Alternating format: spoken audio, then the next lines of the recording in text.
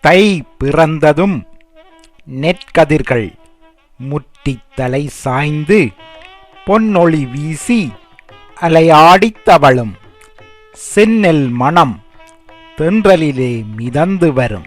வாழையும் தெங்கும் குலை தாங்கி நிற்க கரும்பு கணுமுற்றி வெடித்து சுரும்புண்ண கிடக்க எங்கும் வளம் கொளித்து புத்துணர்வு பொங்க மண்ணுலகம் இளமையுடன் சிலித்து நிற்கும். இந்த இயற்கையின் இன்பக் கூத்திற்கெல்லாம் கதிரவன் அன்றோ கரணியம். கதிரவன் மழையை தந்து மழையூட்டும் பயிருக்கு வெப்பம் தந்து அவை விளைவடைய வெயிலை தந்து விருந்தோம்பிக் களிக்கும் இல்வாழ்வையே தந்துள்ளானே என வியந்து கதிரவனை போற்றி மகிழ்ந்தான் தமிழன். பழந்தமிழர் ஞாயிறையும் திங்களையும் அடியாகக் கொண்டே தங்களது வாழ்வியலையும் அறிவியலையும் அமைத்துக் கொண்டார்கள். அவ்வகையில் ஞாயிறை அடிப்படையாகக் கொண்டு பகுக்கப்பட்ட இயற்கையின் இயக்கத்தில் எல்லா வளங்களும் நலன்களும் நிறைந்த காலமாக தைத்திங்களைக் கண்டான். எனவே தைத்திங்கள் முதல் நாளை மாறிவரும் பருவத் தொகுப்பான ஆண்டின் பிறப்பாகக் கொண்டான். ஆண்டு பிறப்பன்று கதிரவனை போற்றும் நாளெனக் கொண்டு பொங்கிப் பொலிந்து மகிழ்ந்தான்.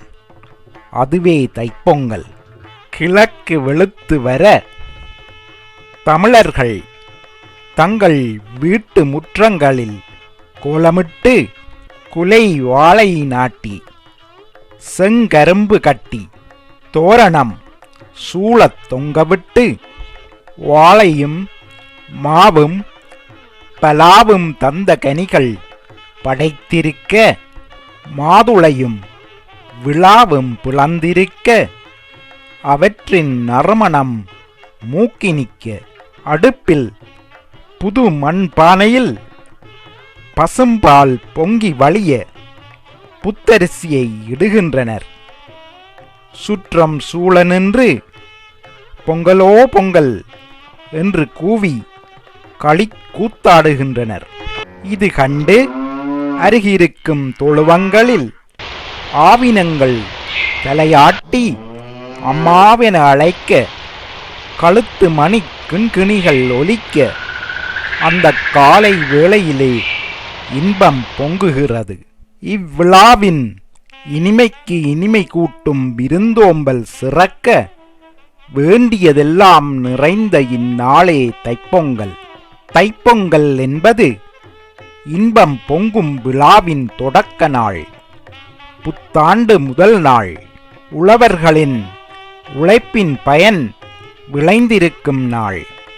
தைப்பொங்கல் உழவர் திருநாள் எனப் போற்றப்படினும் உழுவோர்க்கு மட்டும் இது உரியதல்ல.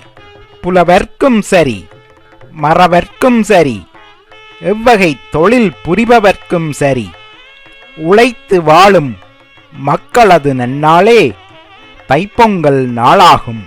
உலகில் காணப்படும் பல்லின பண்பாட்டு விழாக்களிலே மிக மேன்மையான உயர்ந்த கோட்பாடுகளை கொண்ட நாகரிக முதிர்வில் விளைந்த திருநாள் தைப்பொங்கல் திருநாள் என்று காணுவதில் பெருமை கொள்வோம்.